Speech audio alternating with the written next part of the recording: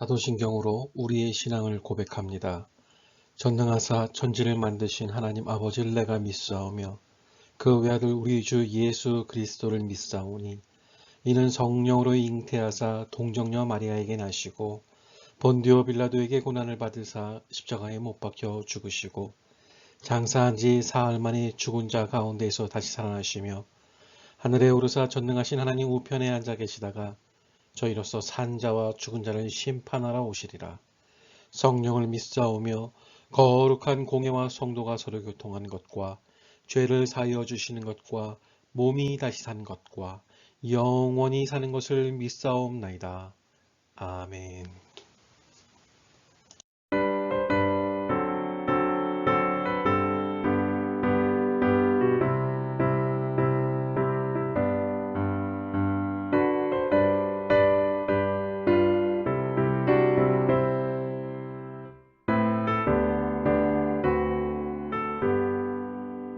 주의 음성을 내가 들으니 사랑한단 말일세. 믿는 마음으로 주께 가오니 나를 영접하소서. 내가 매일 십자가 앞에 더 가까이 가오니 구세주의 나를 정케 하소서. 주여 넓으신 은혜 베푸사 나를 받아주시고 나의 품은 뜻 주의 뜻같이 되게 하여 주소서. 내가 매일 십자가 앞에 더 가까이 가오니 구세주의 흘린 고백 비로소 나를 정케 하소서.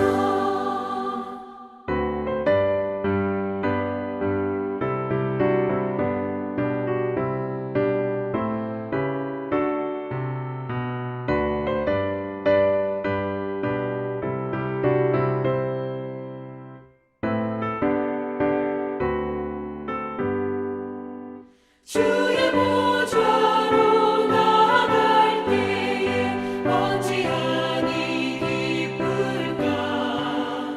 주의 얼굴을 항상 배우니 더욱 친근합니다. 내가 매일 십자가 앞에 더 가까이 가오니 구세주의 흘린 고백 비로소 나를 정케 하소서. 우리 구주의 넓은 사랑을 증명할 자 없으며 주가 주시는 참된 기쁨도 헤아릴 수 없도다. 내가 매일 십자가 앞에 더 가까이 가오니 구세주의 흘린 고백 비로소 나를 정케 하소서. 아멘.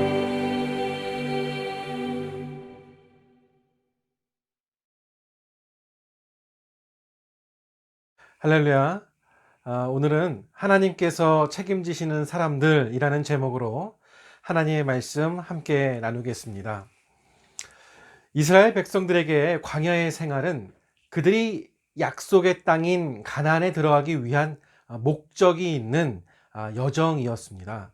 그 목적은 그 여정을 통해 하나님의 성숙한 백성으로 만드시기 위해 그들을 여러 가지 방법으로 훈련시키시고 연단시키신 것입니다. 하나님께서는 이스라엘 백성들이 하나님의 강한 군사가 되어 하나님이 명령하시는 명령을 잘 수행할 수 있도록 또 그들을 규모 있고 질서 있도록 훈련시키셨고, 하나님이 명하시고 맡겨주신 자리와 장소에서 성실하고도 책임감 있게 하나님의 일을 감당하도록 준비시키신 것입니다. 그리고 특별히 레위 지파를 택하셔서 그들에게 하나님의 성막에서 헌신하는 봉사자로 부르셨습니다. 그 내용이 민수기 3장과 4장에 나오는데요. 이 레위 지파에 대한 하나님의 명령이 설명되어 있습니다.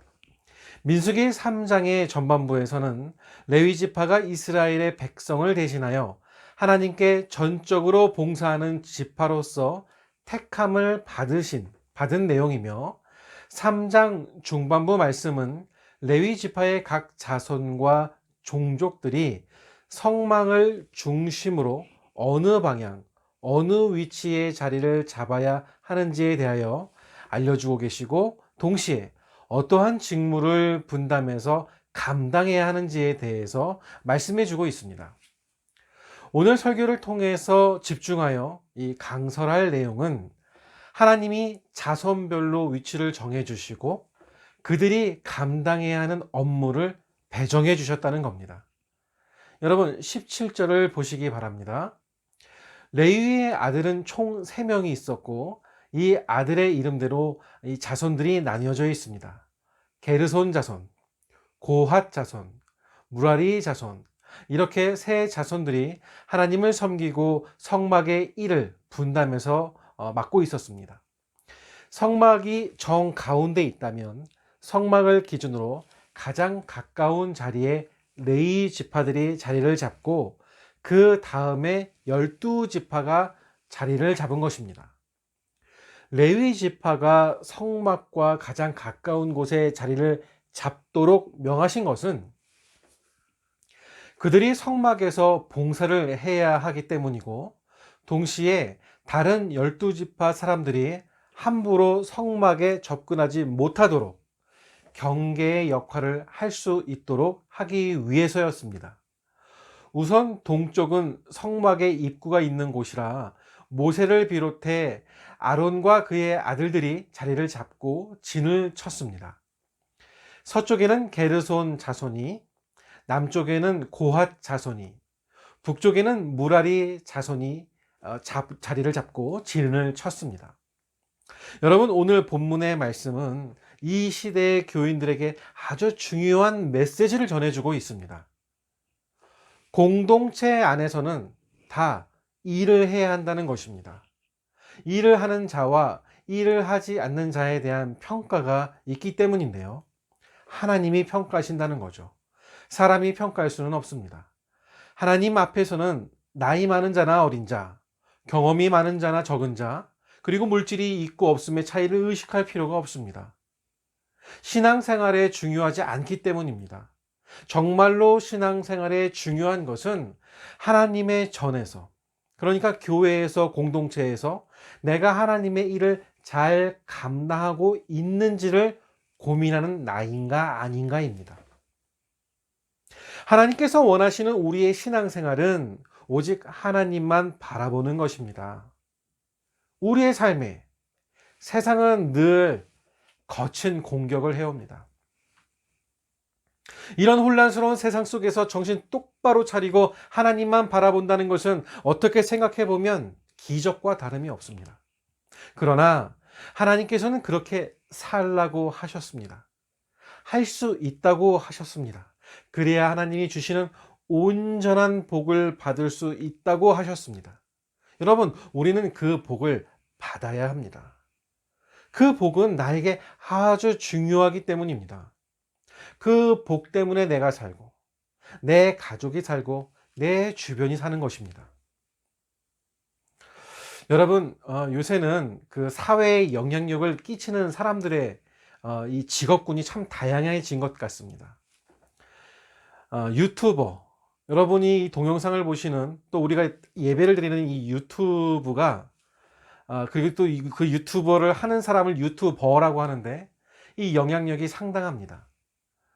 어떤 경제 관련 유튜버가 이 요새 이 종교인의 수가 점점 줄고 있기 때문에 사람들의 마음을 다스리는 물품들, 예를 들어서 명상하는 이 명상용품이라든가 이 향초, 이 향을 맡아서 마음을 다스린다는 거죠. 이런 힐링 제품군의 이 주식을 사라고 열변을 토하는 모습을 본 적이 있습니다. 얼마나 말을 잘하는지요. 당장 사야 할 것처럼 들렸습니다. 너무나 그럴싸합니다. 그는 특별히 교회를 예로 들어서 교회가 예전에는 이 사회에 영향력을 끼치고 사회를 리더했는데 지금은 교회가 나와 전혀 상관없는 것을 가르치고 영향력이 없다, 별 볼 일이 없다, 이런 열변을 토했습니다. 옛날 어른들, 나이 많은 노인 성도들은 말 잘 들으니까 앉아 있는 거고, 똑똑한 요새 젊은 친구들, 특히 학생들은 교회 생활을 안 한다고 하는 겁니다. 나와 상관없는 이야기를 하니까. 여러분, 이런 사람이 문제입니다. 알지도 못하면서 아는 척을 하니 문제입니다. 그리고 영향력 있는 사람이 잘못된 지식으로 오염을 시키니 더 큰 문제입니다. 가장 틀린 말은 나와 상관없는 것을 가르치고 있다는 그의 주장입니다. 사실 이런 주장이 교회를 향해 나오는 것이 처음은 아닙니다. 성경에도 많이 나와 있고, 기독교의 역사, 이 세계의 역사를 보면 이단들이 하는 대표적인 주장 중에 하나입니다. 그러나 우리는 이 시점에서 이런 말들이 나오는 것을 고민해야 합니다. 이런 세상의 공격에 숨어 있는 사탄의 영적 공격을 분별해야 합니다. 코로나로 어려운 세상에 이런 교회를 향한 공격의 의미는 우리를 죽이기 위한 영적인 공격임을 우리는 알고 있어야 합니다. 교회는 하나님과 나와의 관계를 이어주는 아주 중요한 역할을 하는 곳입니다. 하나님의 말씀을 듣고 하나님께 기도하며 찬양하며 예배를 드리는 영적인 공간이라는 것입니다. 교회에서 지내는 시간은 나를 살리는 시간입니다. 나에게 너무나 중요한 시간이죠. 이렇게 교회는 중요하기 때문에 교회를 다니는 교인에게는 특별한 무엇인가가 필요한데요.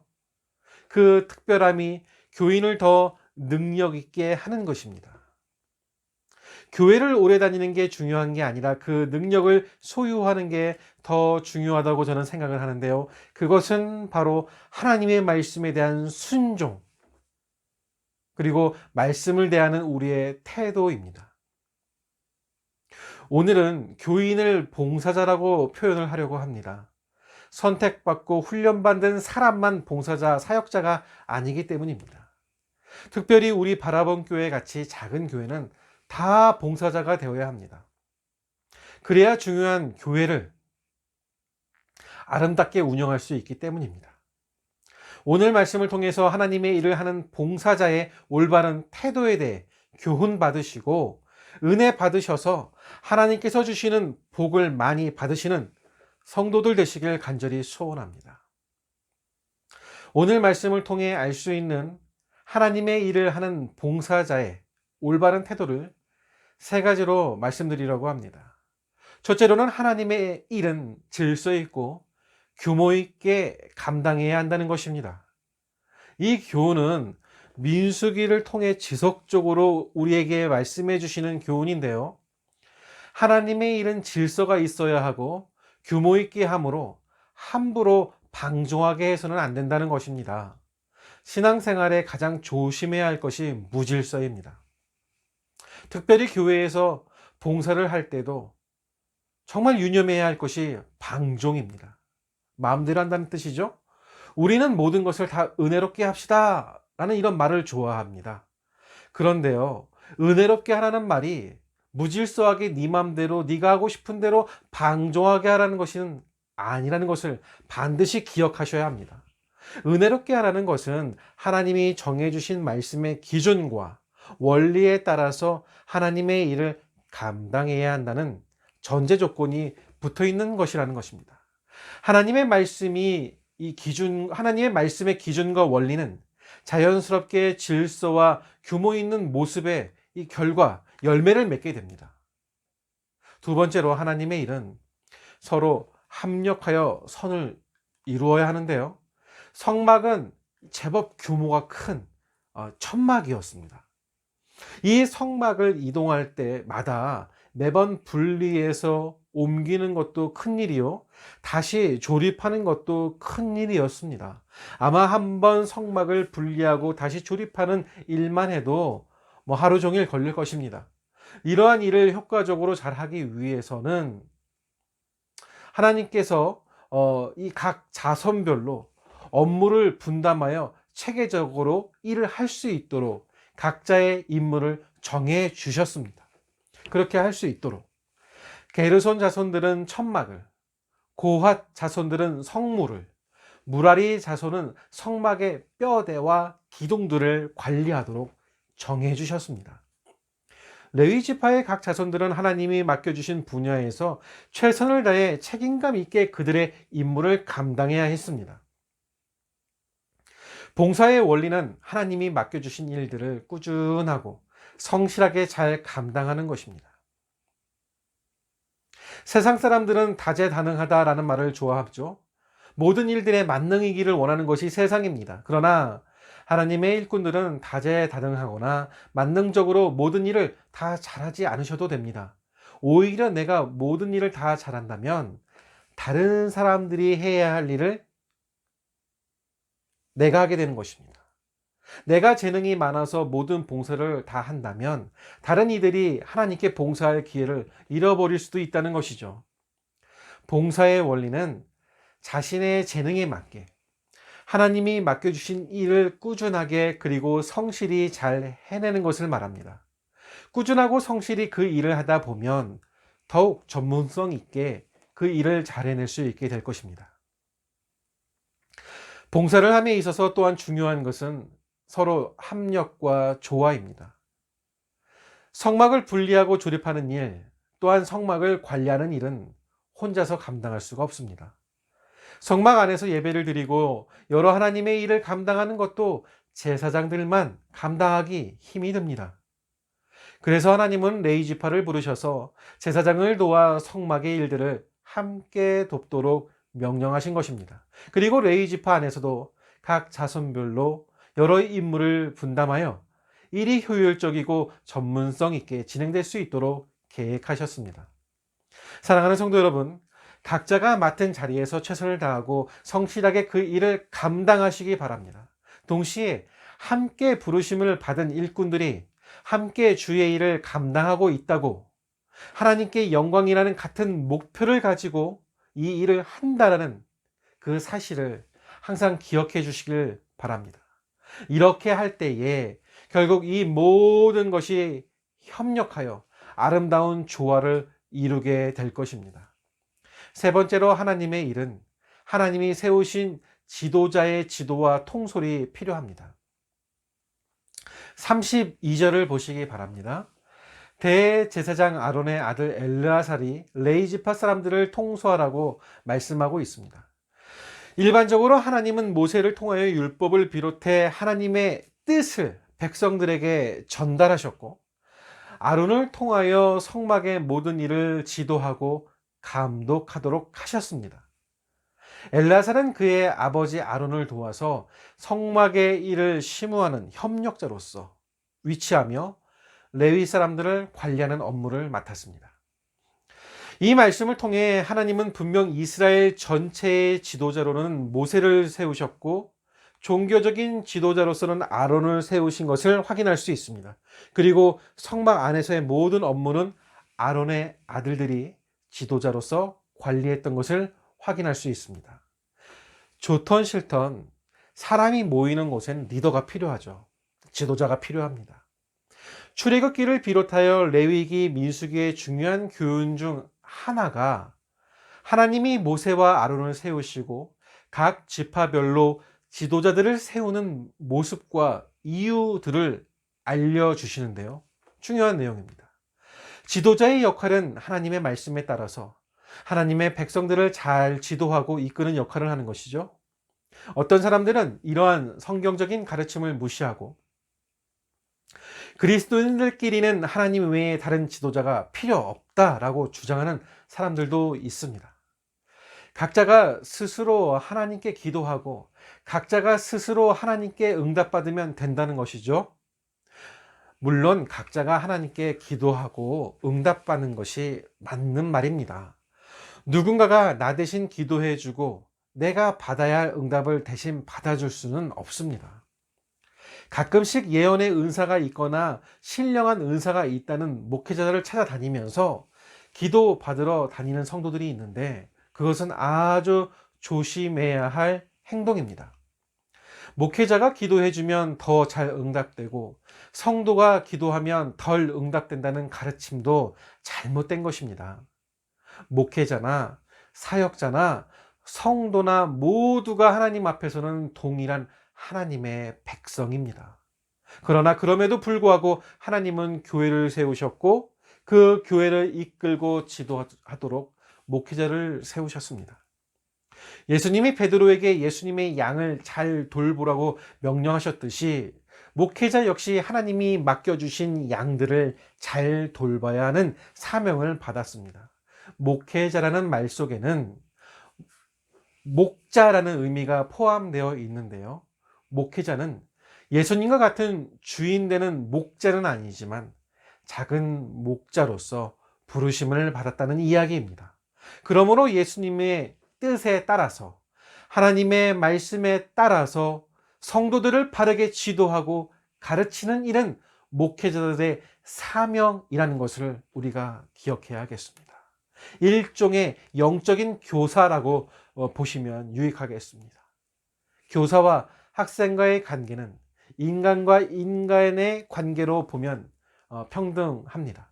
그러나 가르치는 면에서 지도하는 면에서 있어서는 학생들이 교사를 따라야 수업이 진행이 될 것입니다. 마찬가지로 목회자는 하나님의 말씀을 가르치고 지도하는 영적인 교사이기에 성도들은 목회자의 가르침과 지도에 잘 따라야 합니다.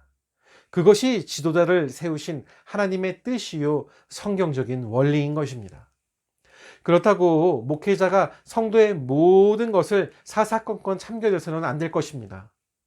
교사의 역할은 학생들을 잘 가르쳐서 그들이 독립된 존재로 스스로 학습하고 성장할 수 있도록 돕는 역할을 하는 사람입니다.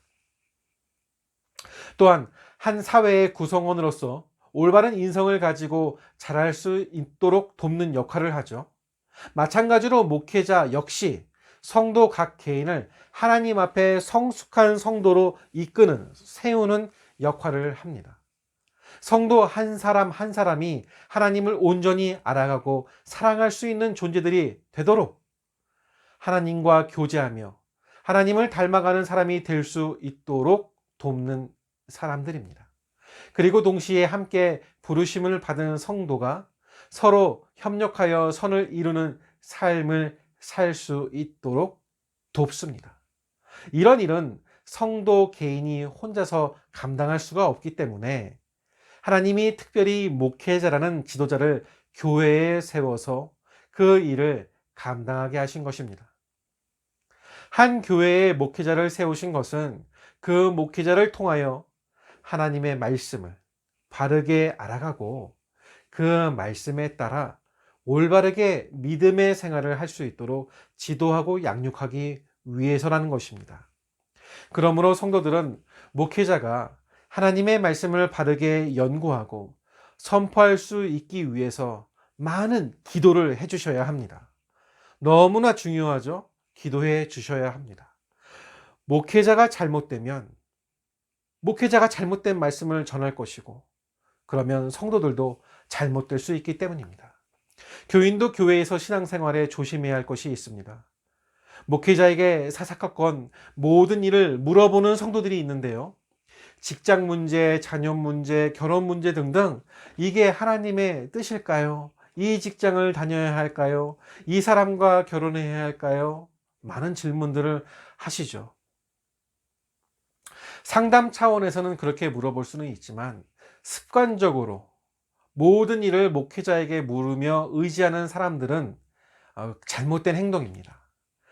중요한 것은 목사님의 지도하에 본인이 기도하면서 하나님의 인도를 구하는 것이 바른 행동이겠습니다. 목회자도 성도의 개인의 인생 속에 있는 구체적이고 세부적인 하나님의 뜻을 잘 모릅니다. 정확한 건 하나님이 본인에게 알려주시죠. 목회자는 성도를 목회자에게 얽매이는 존재로 만드는 것이 아니라 하나님께 얽매이는 존재로 만드는 사람들이 목회자입니다. 이것이 바뀌면 안 되겠습니다. 어떤 교회든 목회자가 마치 하나님의 대리자처럼 하나님처럼 여기는 곳이 있는데요. 또 어떤 교회는 성도들이 목회자 집까지 청소해주고 밥까지 차려주는 곳이 있다고도 합니다. 잘못된 거죠. 우리 목사님 하면서 허리 숙일 필요도 없습니다. 목회자와 성도의 관계는 평등한 관계입니다. 성도가 목회자를 왕처럼 섬기는 것은 분명 잘못된 행동입니다. 또한 상전처럼 대할 필요도 없습니다. 그러나 최소한 영적인 교사로서 목회자가 선포하는 성경 말씀에 대한 가르침은 하나님의 말씀으로 받고 존중하고 그 말씀을 삶에 적용하고 순종하려는 마음의 자세는 필요하겠습니다. 그리고 목회자가 성경 말씀과 가르침 외에 내 생각, 내 뜻을 전하지 않도록, 성경의 가르침 외에 다른 것을 전하지 않도록 기도해 주시길 바랍니다. 본문의 말씀에서 레위 지파와 그 안에 속한 각 자손이 하나님의 일을 감당하는 모습은 오늘날 우리 교회와 성도들에게도 동일하게 적용될 수 있습니다. 교회 안에서 성도들은 질서 있고 규모 있게 주의 일을 감당해야 합니다. 교회가 무질서하다면 그것은 하나님이 보시기에 옳지 못한 행동입니다. 또한 서로 일을 분담하여 한 사람이나 특정 사람에게만 일이 집중되지 않도록 배려해야 합니다. 한 사람이 또한 특정한 사람만이 교회에 봉사나 헌신을 시킨다면 언젠가 그 사람은 지치고 탈진할 수 있기 때문입니다. 여러분, 모세 혼자서 혹은 모세와 아론 둘이서만 하나님의 일을 감당할 수는 없었습니다. 그래서 모세를 도울 장로들과 천부장, 백부장, 십부장 등을 세웠고 아론을 도울 제사장들과 레위 일꾼들을 하나님은 세우셨습니다. 한 사람이 모든 일을 다 할 수는 없음을 기억해 주십시오. 그러기에 모든 성도들은 서로의 짐을 분담해서 질 수 있는 지혜가 필요한 것입니다. 말씀을 정리하겠습니다. 우리 바라본 교회도 이제는 이런 교인들이 세워져야 합니다.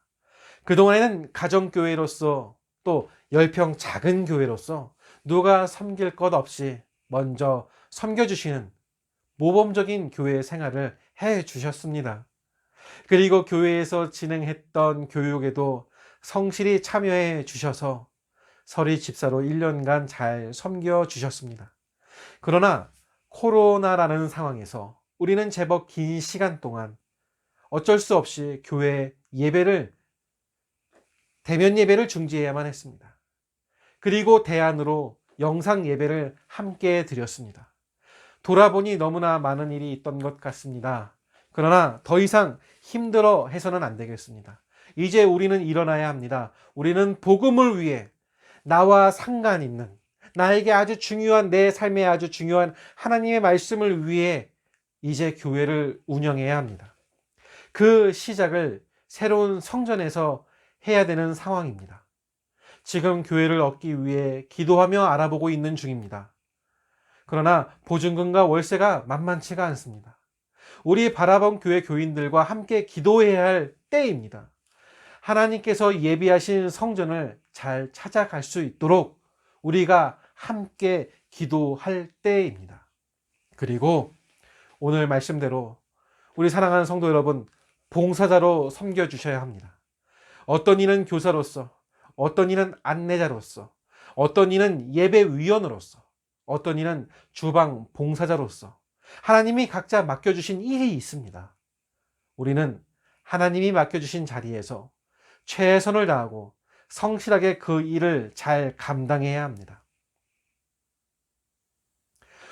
혼자서만 모든 일을 감당하는 것이 아니라 내가 맡은 직무가 힘이 들고 무거웠다면 여럿이 함께 그 일을 분담해서 지치지 않게, 탈진하지 않게 주의 일을 감당할 수 있는 지혜가 지금 우리에게 필요합니다. 함께 힘을 합쳐 협력하는 법을 우리가 배워야 할 때입니다. 이 모든 일을 할 때 제일 중요한 것은 하나님의 말씀입니다.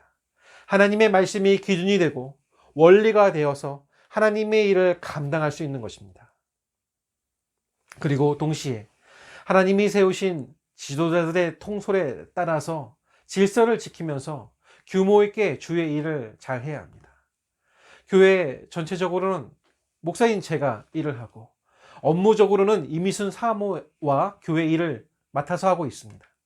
목사와 이미순 사모의 통솔을 잘 지켜주시면서 서로 협력하여 주의 일을 잘 감당해 주시기를 부탁드립니다. 또한 서로가 속해 있고 맡고 있는 분야에서 최선을 다해 다른 봉사자들과 조화를 이루면서 주의 일을 잘 감당해 주시길 바랍니다. 그렇게 감당할 때 자신도 은혜가 되고 다른 사람에게도 덕을 세울 수 있습니다. 서로 협력하여 교회의 화평과 품위를 세우는 여러분들 되시기를 바랍니다. 서로 협력하여 선을 이루시길 바랍니다. 하나님이 세우신 지도자의 통솔에 경청해 주시길 바랍니다. 그러므로 우리 바라본 교회 모든 성도들이 하나님 앞에서 또한 사람들 앞에서 조화롭고 성숙한 하나님의 일꾼들로 세워지는 은혜가 있기를, 그리고 그 수고를 통해 하나님이 기뻐하시는 인생 되시기를 이 시간 주님의 이름으로 축원합니다. 기도하겠습니다. 우리의 창조주 하나님, 오늘 주님의 말씀대로 은혜 받게 하여 주시니 감사드립니다. 세상은 아직도 주님의 존재에 대해 부정하거나 믿는 사람들을 공격하여 영적 타락을 시키기 위해 짐승의 눈으로 우리를 바라보고 있습니다. 아버지, 우리를 지켜주시옵고 우리의 인생에서 가장 중요한, 나에게 가장 중요한 복음을 지키고 전하는 인생 되도록 우리와 동행하여 주시옵소서. 이 시간 하나님 앞에 여러 가지 감사의 고백과 함께 올려드린 귀한 예물을 기쁘게 받아주시옵고 드리는 손길 속에 감사가 넘치며 기쁨과 행복이 풍성하도록, 그리고 우리의 남은 삶이 하나님께서 책임지시며 동행하시는 삶 될 수 있도록 도와주실 줄 믿사오며, 이제는 우리 구주 예수 그리스도의 은혜와 하나님 아버지의 무한하신 사랑과 성령 하나님의 교통하심이, 오직 주의 말씀이 나를 숨쉬게 함을 인정하고 그 말씀을 전하며 살기를 결단하는 사랑하는 우리 모든 성도들 머리 위에, 그 가정과 자녀들, 가정의 생업 위에, 그리고 이 나라와 민족과 우리 교회 가운데 영원토록 함께 있을지어다. 아멘.